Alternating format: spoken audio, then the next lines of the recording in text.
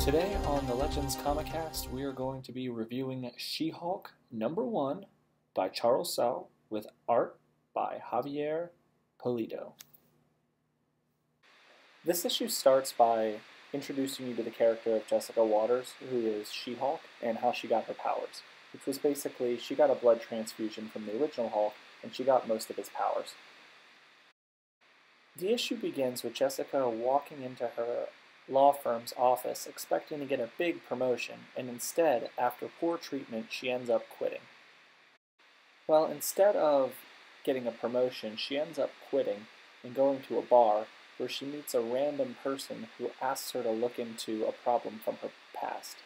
The woman hires her to go look into why her ex-husband's technology, currently being used by Stark Enterprises, never paid her any royalties. Instead of getting a straight answer, she's met with a bunch of robotic Tony Stark guards and a less than cooperative legal department. Ultimately, Jessica solves the problem, and Tony agrees to pay the woman's family an extremely large, undisclosed amount of money. Despite seemingly taking the case pro bono, the woman gives Jessica a check for $150,000, which she uses to start her own law firm. She-Hulk #1 is an excellent example of Marvel's lighter books. It's done more in the reflection of a Hawkeye-type book than it is in the reflection of a book like Avengers, or something that's a little bit more action-packed.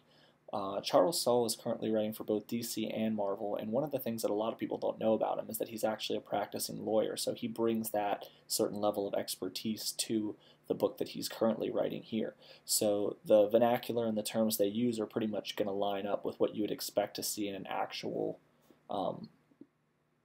courtroom or something of that nature. But it's a pretty good book. I thought the art was a little inconsistent, but it is lighter art. It's nice. It's good to look at. Overall, the comic book itself, if I was going to rank it, I would give it a 9 out of 10. It's an excellent book. Definitely a great jumping on point to learning about the character, and you can tell it's going to be a book that's just fun to read. It's going to be less about the overall gigantic battles and craziness and twists and turns, but it will have good plot. It will be a good read. Definitely something that I recommend picking up, so go out and buy it.